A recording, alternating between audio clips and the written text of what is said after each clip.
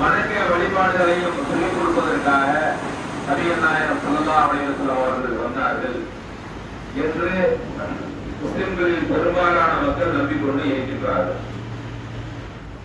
ஆனால் அல்லாஹ் நபிகள் நாயகம் ஸல்லல்லாஹு அலைஹி வஸல்லம் அவர்களை பற்றி சொல்லும் பொழுது லகத் கான லக்கும் ஃபீ ரசூலில்லாஹி உஸ்வத்துன் ஹஸனத்துன் லிமன் கான யர்ஜுல்லாஹ வல் யௌமில் ஆகிர். அல்லாஹ்வையும் மறுமை நாளையும் நம்பக்கூடிய அனைத்து இறை நம்பிக்கையாளர்களுக்கும் இந்த தூதரிடத்திலே அழகிய முன்மாதிரி இருக்கிறது என்று நமக்கு சொல்லி காண்பிக்கின்றார்.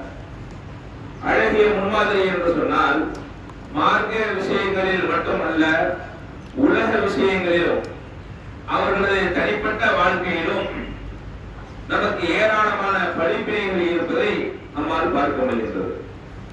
மார்க்கம் என்கிற விஷயத்தில் கண்டிப்பாக நாம் அப்படித்தான் அவர்கள் எப்படி மார்க்கம் காட்டி தந்தார்களோ அதைத்தான் நாம் பின்பற்ற வேண்டும். ஆனால் உலக விஷயத்திலே நபிகள் நாயகம் ஸல்லல்லாஹு அலைஹி வஸல்லம் அவர்களது தனிப்பட்ட பண்புகளை நாம் சற்று பின்பற்றி நடந்தோம் என்று சொன்னால் இந்த உலகமே ஒரு இன்ப பூஞ்சோலையாக மாறிவிடும். இன்று உலகம் சந்திக்கக்கூடிய அனைத்து விதமான பிரச்சனைகளுக்கும் அழகான முறையிலே தீர்வு சொல்லி தந்துவிட்டு சென்று விட்டார்கள் அண்ணன் பெருமான் நபிகள் நாயகம் ஸல்லல்லாஹு அலைஹி வஸல்லம் அவர்கள். அவர்களது அந்த ஆட்சி முறைகளை பின்பற்றி நடந்த ஹலீஃபாக்கள் அவர்களது ஆட்சியை கூட குறிப்பாக சொல்ல வேண்டும் என்று சொன்னால் உமர் ரலியல்லாஹு அன்ஹு அவர்களது ஆட்சியை கூட இந்தியாவின் தேசத்தந்தையாக இருக்கக்கூடிய காந்தியடிகள் சிராகித்தை சொல்லியிருப்பார். இந்த உலகம் அமைதி பெற வேண்டும் என்று சொன்னால், இந்தியா போன்ற நாடுகள் வல்லரசாக வேண்டும் என்று சொன்னால் இங்கு உமருடைய ஆட்சி வர வேண்டும் என்று அவர் சொல்லியிருப்பார். அப்பேற்பட்ட ஒரு சிறந்த ஆட்சி அவர்கள் கொடுத்ததற்குண்டான முக்கியமான காரணம் என்னவென்று சொன்னால் அவர்கள் தங்களது மனோயிச்சையின்படி ஆட்சி செய்யவில்லை, முழுக்க முழுக்க இறைவனுடைய கட்டளையின்படி அவர்கள் ஆட்சி செய்தார்கள். அதற்குத்தான் நபிகள் நாயகம் ஸல்லல்லாஹு அலைஹி வஸல்லம் அவங்க ஒவ்வொரு பகுதிக்கும் கவர்னர்களை அனுப்புவார்கள், ஆளுநர்கள். இந்த ஆளுநர்கள் எப்பேற்பட்டவர்கள் என்று சொன்னால், இப்ப மதீனாவில் நபிகள் நாயகம் ஸல்லல்லாஹு அலைஹி வஸல்லம் அவர்களது தலைமைச் செயலகம் இருக்கிறது என்று சொன்னால் அதற்கு அருகாமையில் இருக்கக்கூடிய எத்தனையோ நகரங்கள் இருக்கிறது. மதீனா இருக்கின்றது, யாம்போ இருக்கின்றது, இப்பொழுது இருக்கக்கூடிய நிறைய பிரதேசங்கள், ஈராக் இருக்கின்றது, சிரியா இருக்கின்றது, இது போன்ற பல நாடுகள் எல்லாம் அன்றும் இருந்தது. அப்பொழுது அந்த நாடுகளுக்கெல்லாம் எப்படி இப்பொழுதுதான் தனி நாடாக ஆகியிருக்கின்றது, அதுவெல்லாம் அப்பொழுது ஒரே நாட்டின் கீழ் நபிகள் நாயகம் ஸல்லல்லாஹு அலைஹி வஸல்லம் அவர்களது ஆளுகையின் கீழ் அது வந்தது. அதனால்தான் ஒவ்வொரு ஆளுநர்களை அனுப்பும் பொழுதும் நபிகள் நாயகம் ஸல்லல்லாஹு அலைஹி வஸல்லம் அந்த ஆளுநர்களுக்கு என்ன எச்சரிக்கை செய்வார்கள் என்று சொன்னால், நீங்கள் ஆட்சி செய்ய போகின்றீர்கள், ஒரு மிகப்பெரிய பொறுப்பை நீங்கள் சுமக்க போகின்றீர்கள், அதனால் நீங்கள் இத்தத்தையா அல்லாஹ்வை நீங்கள் அஞ்சிக் கொள்ளுங்கள். உங்களிடத்திலே சில அதிகாரங்கள் வழங்கப்பட்டிருக்கின்றது, இந்த அதிகாரங்களை வைத்து மக்களுக்கு நீங்கள் நன்மை செலுத்துங்கள், அதிகார துஷ்பிரயோகம் செய்து விடாதீர்கள் அப்படின்னு நபிகள் நாயகம் ஸல்லல்லாஹு அலைஹி வஸல்லம் சொல்லிட்டு சொல்றாங்க. அதான் அறிந்து கொள்ளுங்கள், பாதிக்கப்பட்டவனுக்கும் இறைவனுக்கும் எந்த ஒரு திரையும் இல்லை, எனவே பாதிக்கப்பட்டவருடைய பிரார்த்தனைக்கு நீங்கள் அஞ்சிக் கொள்ளுங்கள் என்று நபிகள் நாயகம் ஸல்லல்லாஹு அலைஹி வஸல்லம் அவர்கள் ஆளுநர்களை எச்சரிக்கை செய்ய அனுப்புறாங்க. ஏன்? மனிதனுடைய இயற்கையான ஒரு குணம் இருக்கின்றது. அவன் சாதாரணமாக இருக்கும் பொழுது, அவரிடத்திலே அதிகாரங்கள் இல்லாமல் இருக்கும் பொழுது, அவரிடத்திலே பணம் பதவிகள் இல்லாமல் இருக்கும் பொழுது ஒரு மாதிரியாக இருப்பார். ஆனால் பணம், பதவி, அதிகாரம், அந்தஸ்து இதுவெல்லாம் வந்ததற்கு பிறகு இயற்கையாகவே ஏழை எளிய மக்களை, அதிகாரமற்ற மக்களை எப்படி வேண்டுமானாலும் அவர்களை நடத்திக் கொள்ளலாம், யாரை என்ன வேண்டுமானாலும் செய்து கொள்ளலாம், நம்மிடத்திலே ராணுவம் இருக்கின்றது, நம்மிடத்திலே ஆயுதங்கள் இருக்கின்றது, எந்த நாட்டிற்குள் சென்று யாரை எப்படி வேண்டுமானாலும் கொலை செய்யலாம் என்கின்ற ஒரு போக்கில் என்ற உலக நாடுகள் சென்று கொண்டிருக்கிறதை நாம் பார்க்கின்றோம். ஏன் இப்படிப்பட்ட ஒரு இழிவான ஒரு நோக்கத்தில் செல்கிறார்கள் என்று சொன்னால் அவர்களுக்கு மறுமை நம்பிக்கை கிடையாது. இறைவன் இதற்கெல்லாம் கேள்வி கேட்பான். இது போன்ற இதெல்லாம் பாவமான காரியங்கள் என்கிற எந்த ஒரு சிந்தனையும் இல்லாததன் காரணமாக இது போன்ற காரியங்களை இப்பொழுது இருக்கக்கூடிய ஆட்சியாளர்கள் அடக்குமுறையை கையாளக்கூடிய ஒரு சூழலை நாம் பார்க்கின்றோம். ஆனால் நபிகள் ஸல்லல்லாஹு அலைஹி வஸல்லம் அவர்கள் மக்களுக்கு மத்தியிலே அடக்குமுறை செய்வதை விட்டு என்ன செஞ்சாங்க? எச்சரிக்கை செய்தார்கள். அப்ப எப்பேற்பட்ட ஒரு கண்ணியமான மக்களுடைய உரிமைகளை பாதுகாக்கக்கூடிய ஒரு ஆட்சியை வழங்கி இருப்பார்கள் என்று நீங்கள் பார்த்துக் கொள்ளுங்கள். அடுத்தபடியாக இன்றைய உலகத்தில் ஆட்சியில் இருக்கக்கூடியவர்கள், அதிகாரத்தில் இருக்கக்கூடியவர்கள் பெரும்பாலும் இப்பொழுது என்ன செய்து கொண்டிருக்கிறார்கள் என்று சொன்னால், நீதி செலுத்துவதில் மிகவும் முரண்பாடான ஒரு நிலை இந்த நாட்டிலே நிலவி கொண்டு இருக்கின்றது. யாருக்கு எப்படி நீதி வழங்க வேண்டும் என்பதற்கு ஒரு அளவுகோல் இருக்கிறது. எவன் அநியாயம் செய்தானோ அவனுக்கு தண்டனையும், எவன் அநியாயம் செய்தானோ அவனுக்கு தண்டனையும், எவன் பாதிக்கப்பட்டிருக்கின்றானோ அவனுக்கு நிவாரணத்தையும் வழங்க வேண்டும். இதுதான் ஒரு சரியான நீதியாக இருக்கும். ஆனால் இப்பொழுது இருக்கக்கூடிய இந்த சூழ்நிலையிலே, இந்த காலகட்டத்திலே எப்படி ஆட்சியாளர்கள், நீதிபதிகள் இருக்கிறார்கள் என்று சொன்னால், யார் பணம், பதவி, வசதி படைத்தவர்களாக இருக்கின்றார்களோ அவர்கள் இலகுவாக எவ்வளவு பெரிய குற்றங்கள் செய்தாலும் தப்பித்து விடுகிறார்கள். அதே நேரம் யார் ஒரு ஏழை எளிய மக்களாக, அதிகாரமற்ற மக்களாக, எந்த ஒரு செல்வாக்கும் இல்லாத ஒரு மக்களாக இருந்து கொண்டு ஒரு சிறிய தவறு செய்தால் கூட அவர்களுக்கு கடுமையான தண்டனைகள் என்ன செய்து இந்த நாட்டிலே வழங்கப்படுகிறது. அப்போ ஏழைக்கு ஒரு நீதி, பணக்காரனுக்கு ஒரு நீதி, அரசியல் அதிகாரம் உள்ளவனுக்கு ஒரு நீதி, அரசியல் அதிகாரம் இல்லாதவனுக்கு ஒரு நீதி என்கின்ற ஒரு மிகப்பெரிய ஒரு அழிவை நோக்கி நமது நாடு சென்று கொண்டிருக்கிறதை நம்மால் பார்க்க முடிகிறதா இல்லையா? இப்ப பாருங்க, ஆட்சி வட மாநிலங்களிலே ஆளக்கூடிய ஒன்றிய அரசு முக்கியமான அமைச்சர்கள் மீது ஏராளமான பாலியல் குற்றச்சாட்டுகள் இருக்கின்றது. அந்த பாலியல் குற்றச்சாட்டுகள் இருக்கக்கூடிய அவர்கள் மீது காவல்துறையிலே எஃப்ஐஆர் கூட செய்ய முடியாது, போட முடியாது. அந்த எஃப்ஐஆர் கூட என்ன செய்ய மாட்டாங்க, போட மாட்டாங்க. பெரிய கலவரம் நடந்திருக்கும், அதுக்கு கூட என்ன செய்வாங்க அப்படின்னா, ஒரு நீதிபதி டெல்லியிலே ஒரு கலவரம் நடக்குது. எந்த மாதிரியான கலவரம்? ஒரு இந்த சிஏ என்பிஆர் போராட்டம் இருக்கு பாருங்க, அதிலே திட்டமிட்டு என்ன செய்யறாங்க, அந்த போராட்டத்தை அஹிம்சை வழியில் நடக்கக்கூடிய அந்த போராட்டத்தை வன்முறையாக மாற்ற வேண்டும் என்பதற்காக வேண்டி அரசுடைய ஒத்துழைப்பில் இயங்கக்கூடிய சில இயக்கத்தை சார்ந்தவர்கள் என்ன செய்யறாங்க, அந்த போராட்டத்தை களத்தில் புகுந்து துப்பாக்கி சூழல் நடத்தி கிட்டத்தட்ட 50க்கும் மேற்பட்டவர்கள் கொலை செய்யப்பட்டார்கள். அப்பேற்பட்ட அந்த பெரிய ஒரு சம்பவம், அந்த சம்பவத்திற்கு அங்க இருக்கக்கூடிய காவல்துறை ஒருவர் மீது கூட என்ன செய்யல, எஃப்ஐஆர் போடல. அப்ப அதை பார்த்த நீதிபதி சுமூகமாக என்ன செய்யறாங்க, அந்த கேஸ் எடுத்து, ஒரு தலைநகரத்துல இவ்வளவு பேர் கொல்லப்பட்டிருக்கிறார்கள், யாரின் மீதும் நீங்க எஃப்ஐஆர் போடாம இருக்கீங்க, என்னப்பா இது எப்படி ஆட்சி நடத்துறீங்க, என்ன நீங்க காவல்துறை எப்படி நீங்க இருக்கிறீங்க அப்படின்னு கேட்டு அவர் வீட்டுக்கு போயிட்டார். உடனே என்ன செய்யுங்க, நீங்க எஃப்ஐஆர் போட்டு எல்லாரையும் ரிமாண்ட் பண்ணுங்க அப்படின்னு சொல்லிட்டு உத்தரவு கொடுத்துட்டு போயிட்டாரு. அவர் வீட்டுக்கு போனவர் தான் பின்னாடி அவருக்கு ஒரு ஃபேக்ஸ் அனுப்பிட்டாங்க, உங்களை டெல்லி உயர் நீதிமன்ற அந்த நீதிபதி பொறுப்பிலிருந்து மேகாலய நீதிபதியாக நாங்கள் இடம் மாற்றுகின்றோம், காலையில் நீங்க என்ன செஞ்சிருங்க, எந்திரிச்சு மேகாலயாவுக்கு நீங்க டிரான்ஸ்பர் ஆகி போயிருக்க அப்படின்னு அவருக்கு என்ன செய்யறாங்க, இடத்தை மாற்றி விடுறாங்க.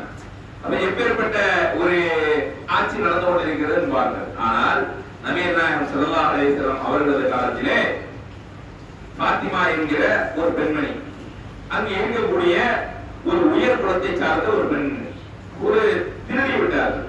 திருடிட்டா என்ன ஆகுது, அந்த குலத்தை சார்ந்தவர்கள், அவர்களது குலத்தை சார்ந்த அந்த பெரியவங்க என்ன செய்யறாங்க, பேசுறாங்க, நமது குலத்தை சார்ந்த ஒரு பெண்மணிக்கு திருட்டின் மூலமாக, திருட்டு குற்றத்திற்காக வேண்டி அவர்கள் தண்டிக்கப்பட்டு விட்டால் அந்த பெண்மணிக்கு மட்டும் ஒரு இலக்கு கிடையாது, நமது குலத்திற்கே ஒரு இலக்கு.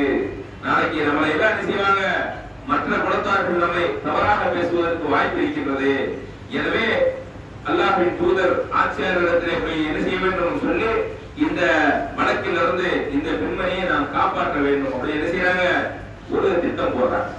அப்படி திட்டம் போடும் பொழுது மனிதனுடைய சைக்காலஜி பொதுவாக எப்படி இருக்கும் என்று சொன்னால், இப்ப நாம ஒரு காரியம் நமக்கு சாதிக்க வேண்டும் என்று சொன்னால், யாரின் மூலமாக அந்த காரியம் நடைபெற முடியுமோ அவருக்கு நெருக்கமானவர் யாரோ அவரை போய் செய்ய பார்ப்போம். முதல்வர் ஒரு எம்எல்ஏ ஒரு காரியம் நடைபெறது வைங்க, எம்எல்ஏ நமக்கு ஒரு வேலை ஆக வேண்டியதுன்னு வைங்க, நாம நேரடியா எம்எல்ஏ போக மாட்டோம். எம்எல்ஏ உடைய அசிஸ்டன்ட், பிஏ அல்லது அவருக்கு பக்கத்துல இருக்கிறவர் அல்லது அவருடைய உறவுக்காரவங்க யாரையாச்சும் ஒரு ஆளை பிடிச்சி இப்படி எனக்கு ஒரு ப்ராஜெக்ட் இருக்குது, எனக்கு இப்படி ஒரு தேவை இருக்குது, நீங்க உங்க எம்எல்ஏ சொல்லி எனக்கு ஏதாச்சும் சொல்லி செஞ்சுதாங்க அப்படின்னு என்ன செய்வாங்க, சிபாரிசின் அடிப்படையில அந்த காரியங்களை நிகழ்த்துவாங்க. அப்ப அந்த அடிப்படையில என்ன செய்யறாங்க, பொதுவாக அன்றிலிருந்து இன்று வரைக்கும் இந்த சிஸ்டம் தான் இருக்கு. அப்ப நபீன ஸல்லல்லாஹு அலைஹி வஸல்லம் அவர்கள் வளர்ப்பு மகனாக ஒரு நபி தோழரை வளர்த்து வந்தார்கள். அவர் பேர் தான் உசாமா பின் ஸைத். அந்த உசாமா பின் ஸைத் அவர்கள் மீது அதிகமாக பாசம் கொண்டிருந்தார்கள். அப்போ அல்லாஹ்வின் தூதர் ஸல்லல்லாஹு அலைஹி வஸல்லம் அவர்கள் இந்த உசாமாவின் மீது ரொம்ப பாசமா இருக்கிறாங்க, எனவே இவர் சொன்னா நம்முடைய காரியம் நடைபெறும், இந்த பெண்மணி என்ன செய்வாங்க, கண்டிக்காமல் விட்டு விடுவார்கள் அப்படின்னு அவங்க திட்டம் போட்டு அந்த உசாமா பின் ஸைத் என்ன செய்யறாங்க, போய் அணுகுறாங்க. அவரும் என்ன செய்யறாரு, சரி இதெல்லாம் சொல்லணும், அவ்வளவுதானே நான் போய் சொல்றேன் அப்படின்னு சொல்லி அல்லாஹ்வின் தூதர் ஸல்லல்லாஹு அலைஹி வஸல்லம் இவங்க என்ன செய்யறாங்க, அதை பற்றி அதனுடைய பின்விளைவுகள் அல்லாஹ்வின் தூதர் அவர்கள் இதற்கு எப்படி ரியாக்ட் பண்ணுவாங்க அப்படின்னு கொஞ்சம் கூட யோசிக்காம என்ன செய்யறாங்க, போய் சொல்லிடுறாங்க. சொன்னால் நபியல்லாஹ் ஸல்லல்லாஹு அலைஹி வஸல்லம் செய்யறாங்க, உடனே பள்ளிவாசலுக்கு வர்றாங்க, மஸ்ஜித் நபவிக்கு வர்றாங்க. வந்து மிம்பர் அவங்க முக்கியமான விஷயம் சொல்ல வேண்டும் என்று சொன்னால் அவர்களது தலைமை செயலகமே தான் அந்த மஸ்ஜித் நபவி தான். அந்த மஸ்ஜித் நபவிக்கு உடனே வர்றாங்க. வந்து மிம்பர்ல ஏறி, அதான் அறிந்து கொள்ளுங்கள் மக்களே, உங்களுக்கு முன் சென்ற சமுதாயங்கள் அளிக்கப்பட்டதெல்லாம் வலியவனுக்கு ஒரு நீதி எளியவனுக்கு ஒரு நீதி என்கிற கோட்பாட்டில் மக்கள் அரசுகள் இருந்ததன் காரணமாகத்தான் அந்த அரசாங்கமே அளிக்கப்பட்டது, அந்த ஆட்சியாளர்கள் அளிக்கப்பட்டார்கள். எனவே அப்பேற்பட்ட ஒரு நடைமுறை எனது ஆட்சியில் நடக்காது, எது நீதியோ அதைத்தான் நான் வழங்குவேன். எந்த அளவிற்கு சொன்னார்கள், நீங்க ஏதோ வேற ஒரு பெண்மணி, ஒரு பாத்திமா என்கிற ஒரு பெண்மணி என்பதற்காக விட்டுவிட சொல்றீங்க, ஒரு உயர்குலத்தை சார்ந்த ஒரு பெண்மணி அப்படிங்கிறத விட்டு சொல்றீங்க. நான் சொல்றேங்க, எனது மகள் பாத்திமாவே திருடி இருந்தாலும் அவர்களது கையை நான் விட்டுவிடுவேன் எப்படின்னு பாருங்க. அப்ப அந்த மக்களுக்கு என்ன விஷயத்தை உணர வைக்கிறார்கள், அல்லாஹ்வுடைய தூதர் ஸல்லல்லாஹு அலைஹி வஸல்லம் அவர்கள் நீதி செலுத்துவதில் அவ்வளவு ஒரு தெளிவாக டிரான்ஸ்பரண்டாக இருந்தார், நேர்மையாக இருந்தார்கள். இப்போது ஆட்சியாளர்கள் அதை எதிர்பார்க்க முடியுமா? இப்ப இருக்கக்கூடிய ஆட்சியாளர்கள் இந்த நீதிகளை எதிர்பார்க்க முடியுமா? அதுவெல்லாம் எதிர்பார்க்க, அதையெல்லாம் பின்பற்றினால் இந்த நாட்டில் சட்டம் ஒழுங்கு மிகவும் சிறப்பாக மாறிவிடும். யாரும் தவறு செய்வதற்கு செய்ய மாட்டாங்க, பயப்படுவாங்க. தவறு செய்தால் நிச்சயமாக தண்டிக்கப்படுவோம் என்கிற ஒரு பயம் வந்துவிடும். ஆனால் இந்த அரசாங்கங்களின் ஒரு அலட்சியத்தின் காரணமாக குற்றவாளிகள் பெருகிக் கொண்டே போகிறார்கள், பொதுமக்கள் பாதிக்கப்பட்டு கொண்டே இருக்கிறார். அப்ப ஆட்சி நடத்த வேண்டும் என்று சொன்னால் எப்படி நடத்த வேண்டும்? நபிகள் நாயகம் ஸல்லல்லாஹு அலைஹி வஸல்லம் அவர்களை போன்று ஆட்சி நடத்த வேண்டும். அதே போன்று நபிகள் நாயகம் ஸல்லல்லாஹு அலைஹி வஸல்லம் அவர்கள் அவர்கள் ஆட்சி பொறுப்பில் ஏறியவுடன் அவர்களுக்கு இந்த அரசாட்சி கிடைத்ததற்கு பிறகு முதலாவதாக சில காலங்கள் என்ன செய்யறாங்க அப்படின்னா, வெறும் மார்க்கத்தினுடைய சட்டத்திட்டங்களை மட்டும்தான் அல்லாஹ்வுடைய தூதர் ஸல்லல்லாஹு அலைஹி வஸல்லம் சொல்லுவாங்க. ஆனால் அரசாட்சியை ஏற்றதற்கு பிறகு அவர்கள் ஒரு சில சிஸ்டத்தை ஃபாலோ பண்ணாங்க. என்ன மாதிரியான சிஸ்டத்தை ஃபாலோ பண்ணாங்க அப்படின்னா, அந்த அவர்கள் சுற்றி இருக்கக்கூடிய ஆட்சியாளர்கள் எல்லாம் பார்க்கிறாங்க, அந்த ஆட்சியாளர்கள் எப்படி வாழ்ந்து கொண்டிருக்கிறார்கள் என்று சொன்னால், அவர்கள் உடுத்தக்கூடிய ஆடைகள் பாத்தீங்க அப்படின்னா ரொம்ப பட்டோட்டாப்பமா இருக்கும், ரொம்ப பந்தமா இருக்கும். எளிய மக்கள் அந்த அவர்கள் உடுத்திருக்கக்கூடிய ஆடையை வச்சு என்ன செய்யறாங்க, கண்டுபிடிச்சா இவங்கதான் மன்னர் அப்படின்னு. ஆனா நபிகள் ஸல்லல்லாஹு அலைஹி வஸல்லம் அவங்க மக்களோட மக்களா உட்கார்ந்து இருப்பாங்க. வெளியூரில் இருந்து அல்லாஹ்வின் தூதரை அந்த ஆட்சியாளரை சந்திப்பதற்காக வருவாங்க. மாமின் முஹம்மத் அப்படிப்பாங்க. முதல்ல ஆட்சியாளருடைய பெயர்களே என்ன செய்ய மாட்டாங்க, அன்றைய காலகட்டத்தில் சொல்ல மாட்டாங்க. எப்படி சொல்லுவாங்க, மலிக், அரசன், அம்ராக், இப்படிதான் செய்வாங்க, கூப்பிடுவாங்க. ஆனா நபிகள் நாயகம் ஸல்லல்லாஹு அலைஹி வஸல்லம் அவங்கள தான் என்ன செய்வாங்க, முஹம்மத் அப்படின்னு பேர் சொல்லி கூப்பிடுவாங்க. அதை கேட்கிறாங்க, மாமின் முகமது, உங்கள முகமது யார் அப்படின்னு கேட்பாங்க. அப்ப நபியெல்லாம் சொல்ல அவங்க என்ன செய்வாங்க, நான் தப்பா முகமது அப்படின்னா. அப்ப வந்தவர் என்ன செய்வாரு, அவருடைய தேவையை சொல்லுவார். நான் இந்த பகுதியிலிருந்து வருகின்றேன், எனக்கு பொருளாதார உதவி வேணும், எனக்கு சக்காத்திலிருந்து நிதிதாங்க, இப்படி உதவிகளை கேட்டு என்ன செய்வாங்க, அல்லாஹ்வுடைய இருந்தா என்ன செய்வாங்க, கொடுத்து விடுவாங்க, எடுத்துட்டு போவாங்க அப்படிமா. இப்படி போய் இப்போ உள்ள ஆட்சியாளர்களை அணுக முடியுமா? ஆட்சியாளர்கள் பார்க்க முடியுமா? முதல்ல முடியாது.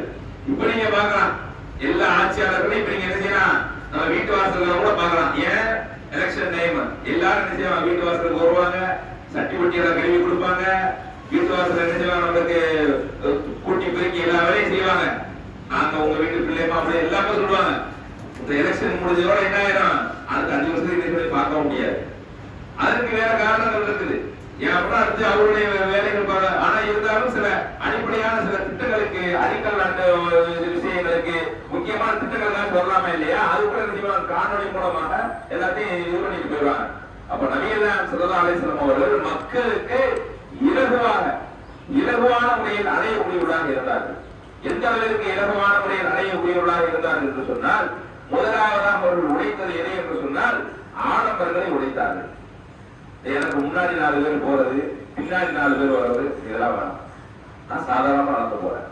அதே போன்று பாருங்க, சமீபத்தில் கூட எப்படி மன்னர்கள் ஆட்சியாளர்கள் வருவாங்க அப்படின்னா, ராஜாதி ராஜ கம்பீர இப்படிலாம் சில அந்த இது சொல்லுவாங்க. அந்த சுலோகனை சொல்லிக்கிட்டே என்ன செய்வாங்க, அவரை அழைச்சிட்டு வருவாங்க. நவீன எதுவும் சொல்லக்கூடாதுப்பா, இந்த ராஜாதி ராஜா அப்படிங்கிற பேச்சே இருக்காதீங்க. உலகத்திலே இறைவனுக்கு பிடிக்காத பேர் என்ன தெரியுமா, அதையும் சொல்லிட்டாங்க, மலிக்குல் அம்லாக். அதான் இறைவனுக்கு பிடிக்காத பேர் அப்படின்னா. மலிக்குல் அம்லாக்னா என்ன பேர் அப்படின்னா, அதான் ராஜாதி ராஜா. அது என்ன ராஜான்னு சொல்லலாம், ஒரு மன்னர்னு சொல்லலாம். மலிக்குல் அம்லாக்னா என்ன, அகிலங்களுக்கெல்லாம் அரசன். அதே இப்ப நம்ம முகலாய மன்னர் கூட என்ன செய்வாங்க, இது போன்ற பேர்களை வச்சிருப்பாங்க. எப்படி வச்சிருப்பாங்க, ஷாஹின் ஷா, அரசர்களுக்கெல்லாம் அரசன். அந்த சிறுநில அரசர்கள் அவங்க வச்சிருக்கிறது வந்து இந்த குறுநில மன்னர்கள் இருப்பாங்கல்ல, அவர்களுக்கெல்லாம் அரசன் அப்படிங்கிற அடிப்படையில் வச்சிருப்பாங்க. ஆனால் அப்படி கூட நீங்க வைக்காதீங்க, அரசுன்னு சொல்லிட்டு போங்க அப்படின்னு எளிமையை நபிகள் ஸல்லல்லாஹு தெரிஞ்சாங்க பயன்படுத்தி இருந்தார்கள். அதே போன்று தங்களுக்கென்று இந்த அரசு கஜானாவிலிருந்து எதையும் எடுக்காத அளவிற்கு அன்பளிப்பு பொருளை தங்களுக்கு தாங்களே ஹராமாக்கி கொண்டார்கள். தங்களுக்கு மட்டும் ஹராமாக்கவில்லை, அவர்களது வாரிசுகளுக்கு ஹராமாக்கிவிடார். அதுதான் பாருங்க, நபிகள் ஸல்லல்லாஹு அலைஹி வஸல்லம் அவர்கள் ஆட்சிக்கு பின்பாக அல்லாஹ்வுடைய தூதருக்கு சில ஒரே ஒரு நிலம் கிடந்தது. அந்த நிலத்தை ஃபாத்திமா ரலியல்லாஹு அன்ஹா என்ன செய்யறாங்க, அபூபக்கர் சித்திக் ரலியல்லாஹு அன்ஹு போய் கேக்குறாங்க, உங்க வாப்போட சுத்தி எனக்கு தந்துருங்க அப்படியே. அப்ப அபூபக்கர் சித்திக் ரலியல்லாஹு அன்ஹு என்ன சொல்றாங்க, அல்லாஹ்வின் தூதருடைய சொத்துக்கள் அனைத்தும் அரசு கஜானாவில் சேர்ந்து விட்டது, அரசு கஜானாவில் இருக்கக்கூடிய பொருட்கள் உங்களுக்கு தடை செய்யப்பட்டது, எனவே நீங்கள் அதை எடுத்து. எப்படிப்பட்ட இப்ப அப்படி சொல்ல முடியுமா? இப்ப அப்படியான ஒரு விஷயங்களை நடைமுறைப்படுத்த ஆட்சியாளர்கள் இருப்பார்களா? முதல்ல சும்மா ஃபார்மாலிட்டிகள் என்ன செய்வாங்க, 1 மாத சம்பளத்தை என்ன செய்வாங்க, கொடுப்பாங்க.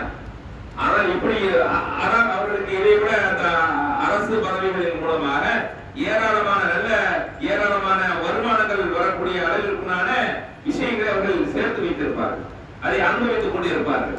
ஆனால் நபிகள் ஸல்லல்லாஹு அலைஹி வஸல்லம் அவர்கள் எளிமையின் சிகரமாக இருந்தார். எந்த அளவிற்கு எளிமையின் சிகரமாக இருந்தார் என்று சொன்னால், இது போன்ற சாதாரணமாக ஈச்சமரத்தில் பேரிச்சமரத்திலே உருவக்கூடிய ஒரு குச்சி இருக்கு பாருங்க, அந்த குச்சியை வச்சு பாய் செஞ்சிருப்பாங்க. அந்த பாயில தான் படுத்திட்டு இருப்பாங்க. அந்த பாயில் படுத்தி இருந்திருச்சால், வெறுமையில படுத்து இருந்துச்சோம்னா அவர்களது முதுகு பகுதியெல்லாம் எப்படி ஆயிரும், சிறந்த நேர்ந்த ஆயிரும், ரத்தம் கண்டிப்பா அப்படியே நிற்கும். இதை பார்த்த உமரலில் கேட்கிறாங்க, அல்லாஹ்வுடைய தூதரே, கிஸ்ரா மன்னர்களும் பாரசீக மன்னர்களும் சுலபமாக வாழ்ந்து கொண்டிருக்கிறார்கள், உங்களுக்கு வேணா நாங்க ஒரு மெத்தை ஒன்று தயாரிச்சு தரட்டுமா, நல்ல ஒரு அருமையான விரிப்பு தயாரிச்சு தரட்டுமான்னு கேட்கிறாங்க. அதுக்கு நபிகள் ஸல்லல்லாஹு சொல்றாங்க, எனக்கு இந்த உலகத்துக்கு என்னமா சம்பந்தம், எனக்கு இந்த உலகத்துக்கு என்ன சம்பந்தம், அவர்களெல்லாம் இந்த உலகத்தை விரும்பக்கூடியவர்கள், இந்த உலகத்துடைய இன்பங்களை அனுபவிக்க வந்தவர்கள், இதுல எனக்கு நாட்டம் கிடையாது, இது எனக்கு தேவை இல்லை அப்படின்றாங்க. அது ஒண்ணு ஹராம் கிடையாது. ஆனா அல்லாஹ்வுடைய தூதரை செய்யறாங்க, ரெஃப்யூஸ் பண்றாங்க, அவாய்ட் பண்றாங்க. எனக்கு தேவையில்லை, நான் சாதாரண வீரரை, எனக்கு என்ன இருக்குதோ, என்னிடம் என்ன இருக்கிறதோ அதை வைத்து நான் எனது வாழ்க்கையை நான் போதுமாக்கி கொள்கிறேன் அப்படின்னு அல்லாஹ்வுடைய தூதர் ஒரு போதுமான ஒரு வாழ்க்கையை ரசிச்சாக வாழக்கூடிய ஒரு மிகப்பெரிய ஆட்சி தலைவராக இருந்தார். அவர்களது ஆட்சியை பார்த்து சுற்றி இருக்கக்கூடிய பேரரசுகள் எல்லாம் பயப்படக்கூடிய அளவிற்கு, ஏன் எந்த அளவிற்கு நபிகள் ஸல்லல்லாஹு அலைஹி வஸல்லம் அவர்கள் ஒரு திசையை நோக்கி செல்கிறார்கள் என்று சொன்னால் அங்கே இருக்கக்கூடிய ஆட்சியாளர்கள் அல்லாஹ்வுடைய தூதருக்கு கட்டுப்பட்டு விடுவார்கள். அப்பேற்பட்ட ஒரு வலிமையான ஒரு ஆட்சியாளராக இருந்தும் கூட அவர்கள் என்ன செய்யல, அதிகார துஷ்பிரயோகம் அல்ல, மக்களுக்கு நன்மைகளை வாரி வாரி வழங்கினார்கள். எந்த அளவிற்கு நன்மைகளை வாரி வாரி வழங்கினார்கள் என்று சொன்னால், ஒரு அவங்க ஆட்சிக்கு வரும்போது எப்படி இருந்தாங்க தெரியுமா? அந்த மக்கள் சரியான வறுமை, கடுமையான வறுமையில் இருந்தாங்க. எந்த அளவுக்கு வரும் அப்படின்னா, இப்போ நம்ம ஹஜ் பெருநாளைக்கு குர்பானி கொடுக்குறோம். ஹஜ் பெருநாளைக்கு குர்பானி கறியை நம்ம இப்ப சேமிச்சு வைக்கலாமா, வைக்க கூடாதா? கொடுத்துட்டு வைக்கலாம், ஃப்ரிட்ஜில் எத்தனை நாள் வைக்கலாம், அல்லது உப்பு கட்டை போட்டு என்ன செய்யலாம், அடுத்த ஹஜ் பெருநாள் வரைக்கும் கூட என்ன செய்யலாம், சாப்பிடலாம், பிரச்சனை கிடையாது. ஆனால் ஆரம்பத்தில் என்ன சட்டம் என்று சொன்னால், நீங்கள் அறுக்கக்கூடிய அந்த பிராணிகளுடைய இறைச்சிகளை எல்லா மக்களுக்கும் உடனே டிஸ்போஸ் பண்ணிடணும். 3 நாளைக்கு உடனே செய்யக்கூடாது, சேர்த்து வைக்க கூடாது. 3 நாளைக்கு கூட என்ன செய்யணும், எல்லாத்தையும் காலி பண்ணி விட்டுறணும். ஏன் என்று சொன்னால், நிறைய தேவையோட மக்கள் இருக்கிறாங்க, நிறைய வறுமையுடைய மக்கள் இருக்கிறாங்க, எல்லாருக்கும் போனது. அப்படியே சனஞ்சலமாக அந்த நிலைமை மாறியதற்கு பிறகுதான் நபிகள் ஸல்லல்லாஹு அலைஹி வஸல்லம் இப்பொழுது மக்களிடத்திலே போதுமான பொருளாதாரம் வந்துவிட்டது, எனவே நீங்கள் உங்களுக்கு மக்களுக்கு கொடுத்தது போக மிஞ்சி இருந்தால் அதை நீங்கள் வைத்துக் கொள்ளுங்கள், சேமித்து வைத்துக் கொள்ளுங்கள் அப்படின்னு சொல்லி நபிகள் ஸல்லல்லாஹு அலைஹி வஸல்லம் அனுமதி கொடுக்கிறார். அதே போன்றுதான் ஒரு ஜனாசா வந்தது என்று சொன்னால், அந்த ஜனாசாவிற்கு ஏதேனும் கடன் இருக்குதான்னு கேட்பான். ஆரம்பத்துல கடன் இருக்குன்னு சொன்னா யாராச்சும் அடைக்கிறதுக்கு ரெடியா இருக்கிறான்னு கேட்பாங்க. இவர் ஏதேனும் விட்டு சென்று வைக்கிறாரா என்று கேட்பார்கள். ஆனால் அவர் எதையும் விட்டு செல்லாமலோ அல்லது அவருடைய கடனை அடைப்பதற்கு யாரும் முன்வராவிட்டாலோ என்ன செய்ய மாட்டாங்க, நான் துருவ வைக்க மாட்டேன், உங்களது சகோதரருக்கு நீங்களே துருவ வைத்துக் கொள்ளுங்க அப்படின்னு போயிடுவாங்க. இது ஆரம்ப நிலை, வறுமையான ஒரு நிலையில. அதே நேரம் நபிகள் ஸல்லல்லாஹு அலைஹி வஸல்லம் 10 ஆண்டுகளிலே இப்படி ஒரு நிலைமையை மாற்றினார்கள் என்று சொன்னால், இதே கேள்வியை கேட்பாங்க, இவருக்கு கடன் இருக்குதா, எதையும் விட்டு சென்றிருக்கிறாரா, கடனை அடைப்பதற்கு யாராச்சும் முன்வர்றீங்களா, அவருடைய உறவினர் யாராச்சும் இருக்கிறீங்களான்னு கேட்பாங்க. யாருமே இல்லை என்று சொன்னவுடன் அரசு கஜானாவிலிருந்து இவரை கடனை அடைச்சிருக்கீங்க அப்படின்னு அல்லாஹ்வுடைய ரூல்ஸ் சொல்லுவாங்க. எப்படி பாருங்க, குடிமக்களுடைய கடனை அடைக்கக்கூடிய ஒரு ஆட்சியை நடத்தினார்கள். அதை இன்னைக்கு பாருங்க, நம்ம இந்தியாவில் இருக்கக்கூடிய ஒவ்வொரு இந்தியனுடைய தலையிலையும் லட்சக்கணக்கான ரூபாய் கடன் இருக்குது அப்படிங்க. மாநில அரசு ஒரு பக்கம் கடன் வாங்குது நலத்திட்டங்கள் பேர்ல, ஒன்றிய அரசு ஒரு பக்கம் என்ன செய்யலாம், 200 லட்சம் கோடி 300 லட்சம் கோடி என்ன செய்யலாம், உலக வங்கிட்ட கடன் வாங்கலாம். அதுக்கு வட்டிக்கு மேல வட்டி கட்டிக்கிட்டே இருக்கிற கடனை லட்சம் வழக்கம்.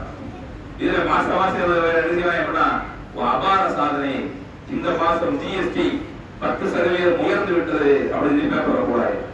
பரவாயில்ல, ஜிஎஸ்டி நம்ம நிறைய கட்டிட்டோம், நமக்கு நலத்திட்டங்கள் நிறைய வரப்போகுதுன்னு பார்த்தா ஒன்றும் வராது. நம்ம ஜிஎஸ்டி கட்டிக்கிட்டே இருக்க வேண்டியதான், ஒரு திட்டங்கள் வராது.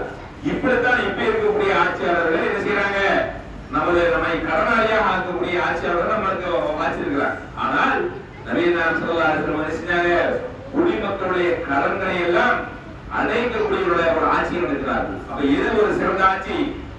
அல்லாஹ்வின் தூதர் ஸல்லல்லாஹு அலைஹி வஸல்லம் அவர்களது ஆட்சி தான் சிறந்த ஆட்சி என்பதில் எல்லளவும் சந்தேகம் இருக்குமா? கிடையவே கிடையாது.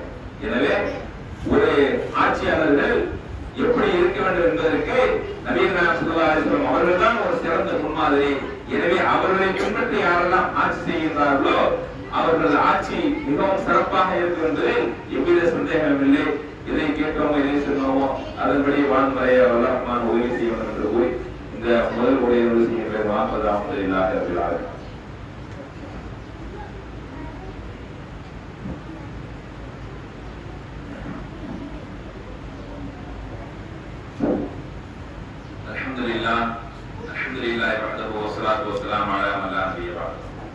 கணியத்திற்குரிய இல்லாமல் அல்லாஹ் ஜல்ல ஷானஹு வ தஆலாவின் நல்லடியார்களே,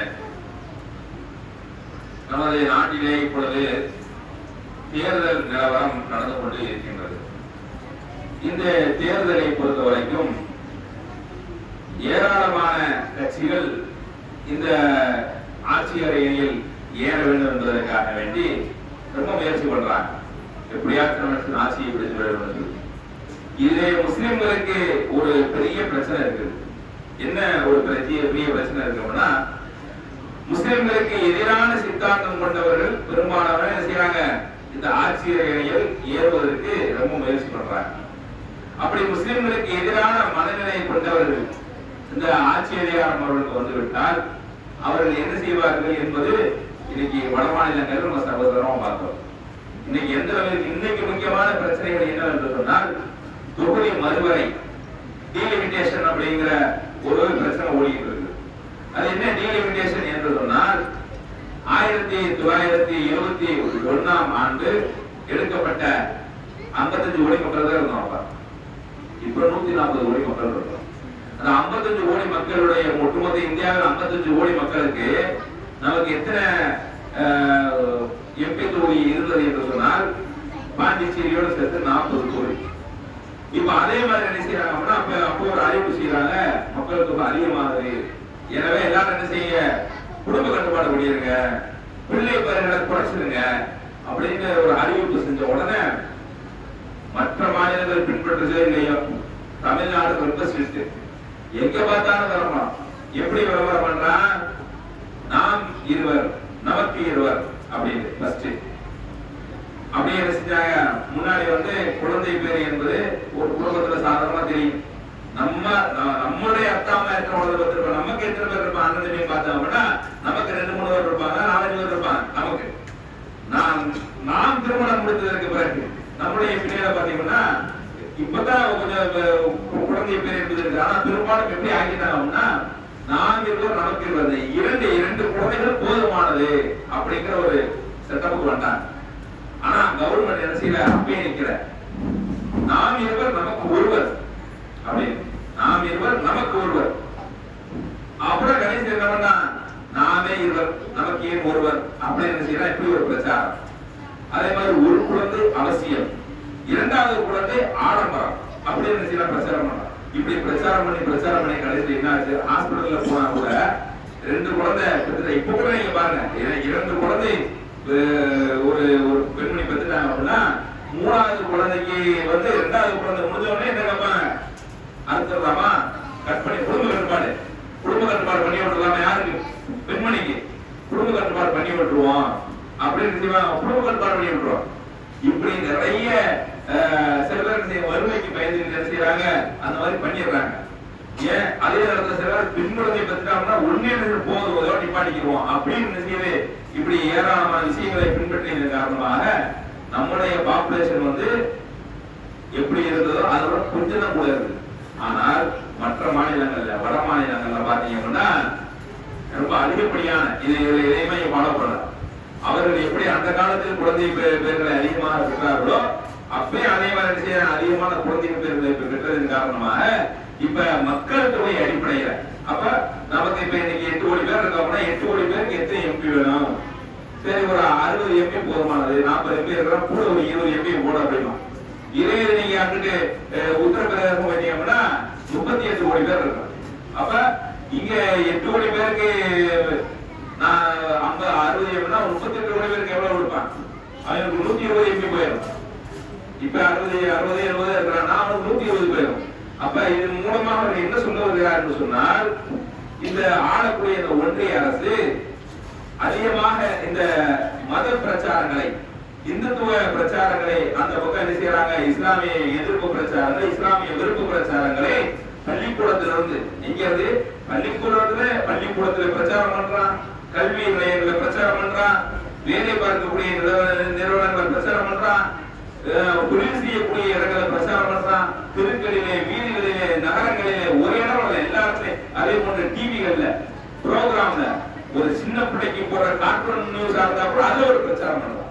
அப்ப இப்படியான பிரச்சாரம் பண்ணி கடைசி என்ன ஆகுது, அங்க இருக்கக்கூடிய ஓரளவுக்கு மக்கள் எல்லாம் மைண்ட் செட் இப்படி வந்தாங்கன்னா இந்துத்துவ மைண்ட் செட், யார் ஆட்சிக்கு வர்றாரு, நல்லவரா கெட்டவரா அதெல்லாம் பாக்குறதுல முஸ்லிம்கள் என்ன செய்யக்கூடாது, பிரதிநிதித்துவம் பெற்றுவிடக்கூடாது, முஸ்லிம்கள் ஆட்சியாளர் இருக்கக்கூடாது, யார் கடவுள் கடவுள் பேசுறாங்களோ, யார் இந்து கடவுளை போற்றி பாடுகிறார்களோ அவர்கள் ஆட்சிக்கு வந்தா போதும் அப்படிங்கிற ஒரு மனநிலைக்கு அங்கு வட மாநிலங்களில் இருக்கக்கூடிய மக்கள் வந்துவிட்டது காரணமாக அங்கே இருக்கக்கூடிய ஒன்றிய அரசு என்ன நினைக்குது, நாம இங்கே இருக்கக்கூடிய மாநிலங்கள்ல வின் பண்ணால போதுமானது, மத்திய பிரதேசம், உத்தரப்பிரதேசம், குஜராத் இந்த 3 மாநிலத்தில் வின் பண்ணால போதும். அதுக்கப்புறம் வின் பண்ணா என்ன பிரச்சனை வரும் என்று சொன்னால், தமிழ்நாட்டில் இருந்தது ஆந்திரா, தமிழ்நாடு, கர்நாடகா எல்லாமே சேர்த்து மொத்தத்துக்கு ஒரு 130 மாநிலங்கள் தான், 130 சீட்டு தான் வரும். அப்ப மொத்தம் 850 சீட்டு வைக்கிறாங்க. நம்முடைய தென் மாநிலங்கள்ல இருந்து போகக்கூடிய சவுண்ட் எவ்வளவு போகணும், 130 போகும். மீதி இருக்கக்கூடிய சவுண்ட் எவ்வளவு வரும், மீதி இருக்கக்கூடிய எல்லாம் கிட்டத்தட்ட ஒரு 660 650 ஒரு சவுண்ட் போச்சு அப்படின்னா எவ்வளவு பெரிய திட்டங்களை ஈஸியா கொண்டு வந்துருவாங்க. யார்த்தையும் அவங்க வாக்கு தென் மாநிலங்களுக்கு ஒரு திட்டத்தை போல இப்ப இந்தியை உள்ள நிலைக்கு கூட என்ன செய்யறாங்க, இங்க மக்கள் இங்க உள்ள அரசாங்கம் தடை பண்றாங்கன்னா அப்ப அவங்க ஒரு சட்டமா ஏற்றிட்டாங்க அப்படின்னா அது ஒண்ணுமே செய்ய முடியாது. அதை என்ன செய்யலாம், தாராளமா எல்லா விஷயத்தையும் கொண்டு வருவாங்க. முஸ்லிம்களுக்கு எதிரான பிரச்சாரங்கள் என்னவெல்லாம் இருக்கிறதோ அதை ஈஸியா கொண்டு வந்துருவாங்க. மாநில உரிமைகளுக்கு எதிரான என்னென்னவெல்லாம் திட்டங்கள் இருக்கிறதோ அவர்கள் என்னவெல்லாம் நினைக்கிறார்களோ கிட்டத்தட்ட எப்படி கொண்டு போவாங்க அப்படின்னா மன்னராட்சி கூட கொண்டு போயிடுவாங்க. ஒரு நேரத்துல மாநிலங்களை இப்ப அவர்கள் நினைத்தால் ஒரு மாநிலத்தை எத்தனையாவது பிரிச்சு விடலாம். தமிழ்நாட்டை நாகா கூட நினைச்சுதான் பிரிச்சு விடலாம். இப்படி என்ன பாராட்டு செய்யலாம். அதற்காக வேண்டிதான் மாநில உரிமைகளை நசுக்கும் விதமாக இப்படி ஒரு தொகுதி வரை பண்ணிட்டு இருக்கிறாங்க. அதற்கு எதிர்கட்சிகள் கடுமையான கண்டன குரல்களை கொடுத்து கொண்டிருக்கிறார்கள். அதையெல்லாம் அவர்கள் காதில் வாங்குவது போல அதை விட்டு என்ன செய்யறாங்க, அடக்குமுறையான பேச்சுக்களை பேசிக் கொண்டிருக்கிறார்கள், குறித்தாளக்கூடிய பேச்சுக்களை பேசிக் கொண்டிருக்கிறார்கள். எனவே இந்த தேர்தலிலே முஸ்லிம்களாக இருக்கக்கூடிய மக்கள் மட்டுமல்ல, மனிதநேயத்தை விரும்பக்கூடிய அனைத்து மக்களும் சிந்தித்து வாக்களிக்க வேண்டும். கண்டிப்பா எல்லாரும் செய்யணும், வாக்களிக்கணும். யாருக்கு முஸ்லிம்களுக்கு எதிராக இருக்கக்கூடிய எந்த கட்சிகளுக்கும் வாக்களித்து விடக்கூடாது. அதே நேரம் சரி நீங்க பாருங்க, திடீர்னு என்ன செய்யறான், ஒரு நடிகர் இன்னைக்கு ஒரு சினிமாவில இருந்து ஒருத்தர் என்ன செய்யறான், மக்களுக்கு மத்தியில் அது ஒரு பிரச்சாரம் போயிட்டு இருக்கு. அதற்கு பின்னாடியும் மக்கள் என்ன செய்யறாங்க, முஸ்லிம் பெண்மணிகள் நாங்க இவருக்காக எல்லாமே செய்யறோம், எங்களுக்கு எதுவுமே பிரச்சனை இல்லை, இவரை பார்த்தாதான் எங்களுக்கு அப்படியே அன்னைக்கு ஒரு பையன் சொல்றான், நான் இவ்வளவு நாள் வச்சு நோம்பு எனக்கு நோம்பு மாதிரியே தெரியலங்க, இப்பதாங்க நோம்பு வச்ச மாதிரியே இருக்குது அப்படிங்கிறான். சில ஆலயங்கள் அவன் என்ன செய்யறாங்க, கூப்பிட்டு பள்ளிவாசத்துல கூப்பிட்டு என்ன செய்யறாங்க, நோம்பு கட்சியை கொடுத்து எவ்வளவு ஒரு பறக்கத்தான ஒரு காரியத்தை நாங்க பண்ணிருக்கோம்னு சொல்லிட்டு இப்படிப்பட்ட ஒரு மத சமுதாயமாக நாம் மாறிக்கொண்டிருக்கிறோம் பாருங்க. எந்த விதமான ஒரு விழிப்புணர்வு இல்லாமல் இந்த சமுதாயம் போய்கொண்டிருக்கிறதோ என்பதை பார்த்து ரொம்பவும் கவலையா இருக்கு. எனவே அப்படி எல்லாம் இல்லாமல் சிந்தித்து நேர்மையான முறையிலே அனைவரும் வாக்களிக்க வேண்டும். அதே நேரத்திலே மனித நேயத்தையும் சமத்துவத்தையும் சகோதரத்தையும் விரும்பக்கூடியவர்களுக்கு நல்ல தலைவர்களை தேர்ந்தெடுத்து ஒவ்வொரு இந்திய குடும்பத்தின் மீதும் கடமை.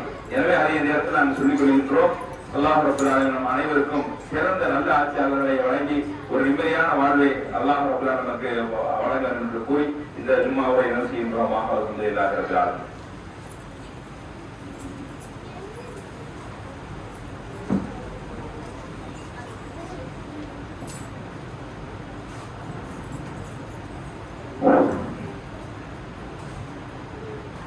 الله أكبر الله أكبر أشهد أن لا إله إلا الله أشهد أن محمدا رسول الله حي على الصلاة حي على الفلاح قد قامت الصلاة قد قامت الصلاة الله أكبر الله أكبر لا إله إلا الله.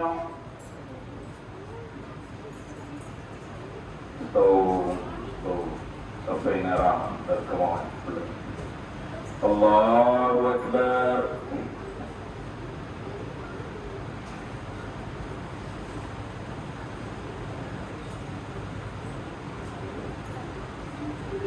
الحمد لله رب العالمين الرحمن الرحيم مالك يوم الدين إياك نعبد وإياك نستعين اهدنا الصراط المستقيم صراط الذين أنعمت عليهم غير المغضوب عليهم ولا الضالين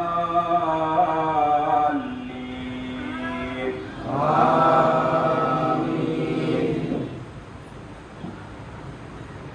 سبح اسم ربك الأعلى الذي خلق فسوى والذي قدر فهدى والذي أخرج المرعى فجعله غثاء نحوا سنقرئك فلا تنسى إلا ما شاء الله إنه يعلم الجهر وما يخفى ونيسرك لليسرى فذكر إن نفعت الذكرى سيذكر من يخشى ويتجنبها الأشقى الذي يصلى النار الكبرى ثم لا يموت فيها ولا يحيا قد أفلح من تزكى وذكر اسم ربه فصلى بل تؤثرون الحياة الدنيا والآخرة خير وأبقى إن هذا لفي الصحف الأولى صحف إبراهيم وموسى.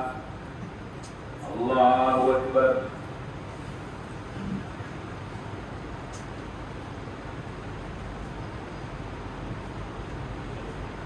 سمع الله لمن حمده.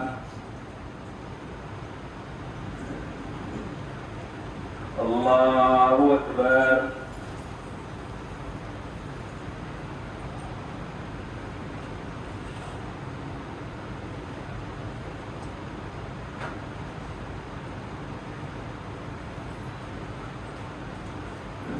الله أكبر. الله أكبر.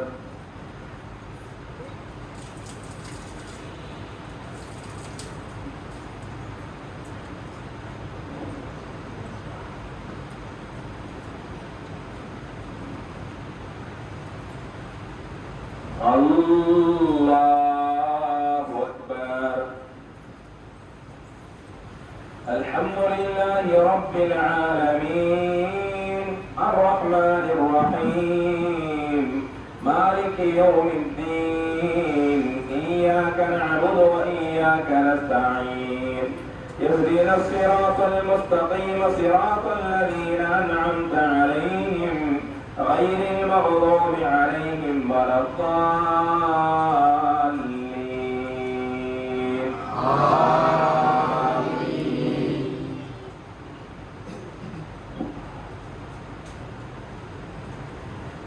هل أتاك حديث الغاشية وجوه يومئذ خاشعة عاملة ناصبة تصلى نارا حامية تسقى من عين آنية ليس لهم طعام إلا من ضريع لا يسمن ولا يغني من جوع وجوه يومئذ ناعمة لسعيها راضية في جنة عالية لا تسمع فيها لاغية فيها عين جارية فيها سرر مرفوعة وأكواب موضوعة ونمارق مصفوفة وزرابي مبثوثة أفلا ينظرون إلى الإبل كيف خلقت وإلى السماء كيف رفعت وإلى الجبال كيف نصبت وإلى الأرض كيف سطحت فذكر إنما أنت مذكر لست عليهم بمسيطر إلا من تولى وكفر فيعذبه الله العذاب الأكبر إن إلينا إيابهم ثم إن علينا حسابهم. الله أكبر.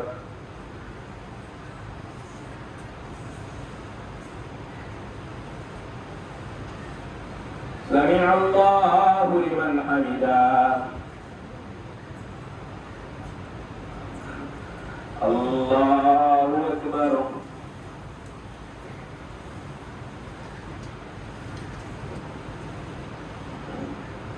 الله أكبر.